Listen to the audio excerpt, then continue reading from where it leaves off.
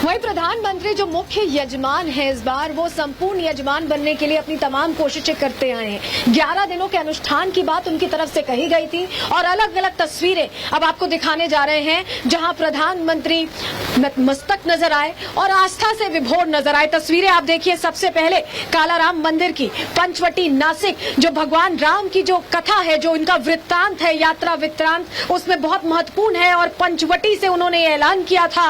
और उसके बाद अलग अलग तस्वीरें सामने आई। वीरभद्र मंदिर आंध्र प्रदेश की तस्वीर आप देख रहे हैं जहां प्रधानमंत्री ने आराधना की। इसके अलावा गुरुवायूर मंदिर भी पहुंचे थे केरल के, और आज की ही ये तस्वीरें हैं त्रिपुरा श्री राम मंदिर में भी नतमस्तक नजर आए प्रधानमंत्री नरेंद्र मोदी और आस्था के साथ विकास की डोर थामे, कैसे धीरे धीरे आगे बढ़ना है, पथ कैसे प्रज्वलित करना है, विकास पथ कैसे तैयार करना है, ये वो तस्वीरें गवाह हैं जो बता रही हैं कि आस्था के साथ विकास की राह पर चलने की कोशिश है। और केरल में प्रधानमंत्री ने इस दौरान दर्शन पूजन के बाद क्या कुछ कहा, वो आपको सुनवा देते हैं। पहले भव्य राम मंदिर में प्राण प्रतिष्ठा का आयोजन है।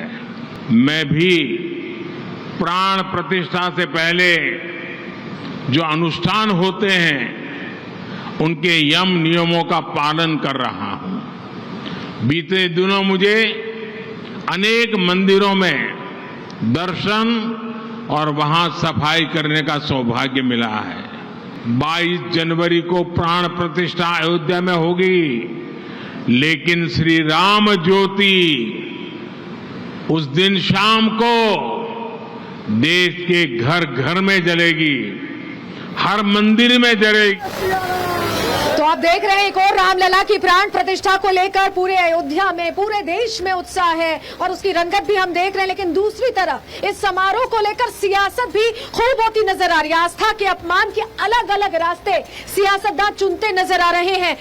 कोई तो लोगों की भावनाओं के साथ खिलौनों की तरह खेलने की बात करता है, तो कोई कहता है कि उसने अलग रास्ता ही चुन लिया है। ये राजनीति इस पर थमती दिख नहीं रही है, जबकि लोग राममय होते नजर आ रहे हैं। रिपोर्ट इसी से जुड़ी आपके सामने रखते हैं।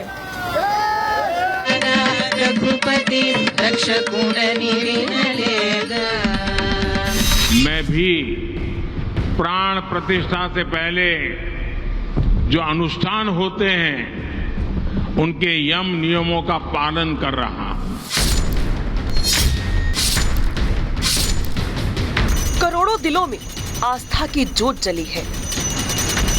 प्रधानमंत्री मोदी खुद यम नियम का पालन कर रहे हैं, मंदिर जा रहे हैं।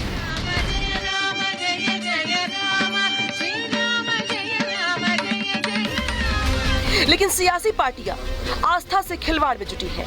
कांग्रेस नेताओं को आस्था की मूर्त में खिलौने नजर आ रहे हैं। ನಮ್ಮೂರಲ್ಲಿ ಸುಮಾರು 100 ವರ್ಷಗಳ ಇತಿಹಾಸ ಇರೋ ಶ್ರೀರಾಮನ ದೇವಸ್ಥಾನಗಳಿದ್ದಾವೆ, ಹೆಚ್ಚು ಪಾವಿತ್ರತೆ ಇರ್ತಕ್ಕಂಥ ದೇವಸ್ಥಾನಗಳಿದ್ದಾವೆ.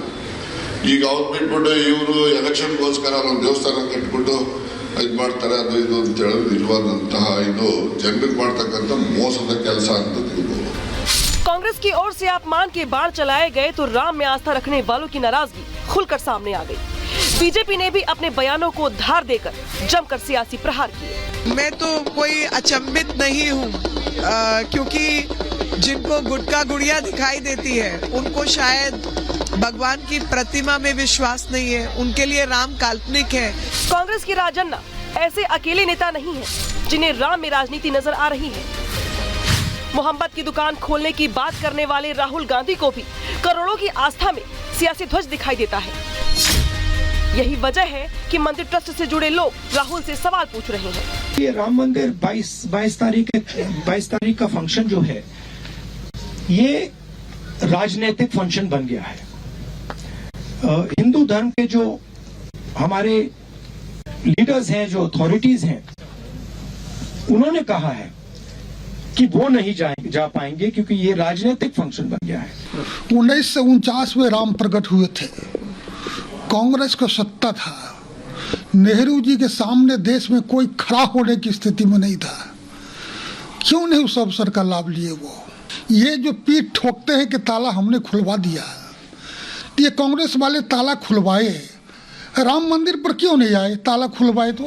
जिनकी राम में आस्था है वो रामकाज में लगे हैं।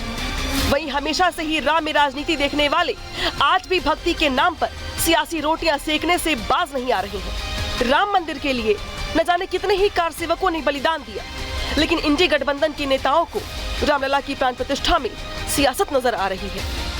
सोनिया गांधी और उनका जो ग्रुप है कांग्रेस में, उसका और वहाँ के आम कार्यकर्ता का। मैं हैरान हूँ।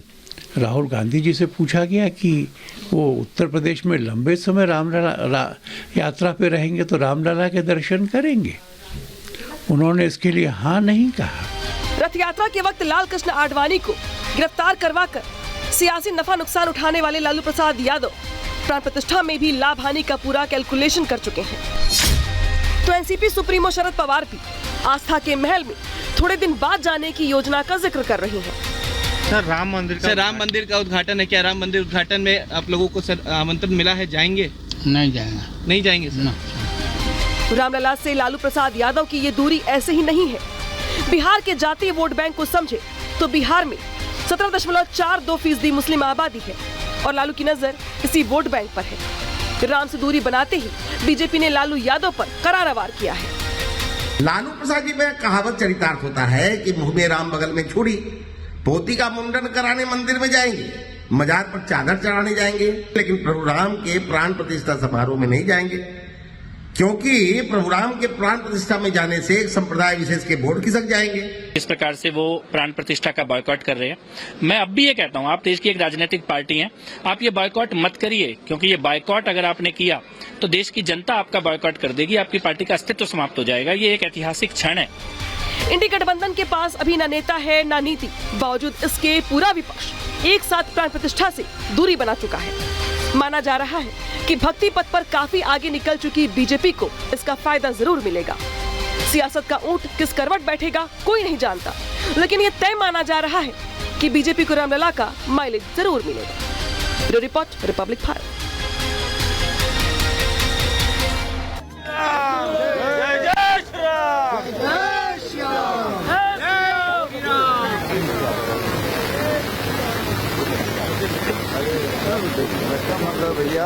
और अब वक्त हो गया है अयोध्या के अध्याय का, लेकिन ये तस्वीरें पहले आप देख लीजिए। ये खूबसूरत तस्वीरें, यहाँ कोई श्री कृष्ण बनकर आया है तो कोई भगवान आराध्य के अपने इंतजार में तब तक ही लगाए बैठा है। और अब अयोध्या के अध्याय में आपको तस्वीर दिखा देते हैं भगवान रामलला की मूर्त की। भगवान रामलला की मूर्त सेंटर से रामलला परिसर लाई गई और उस दौरान सैकड़ों भक्त मौजूद रहे। भगवान राम के जय का उद्घोष एक बार फिर किया गया। सूर्यवंशी राजा राम आने वाले हैं और ये उत्साह जो आप देख रहे हैं ये बता रहा है कि ये आस्था है जिसका प्रवाह कोई रोक नहीं सका है, न कोई कभी रोक सकेगा। और इसी के साथ आज के लिए अंदर की खबर में इतना ही। कल फिर हाजिर होगा।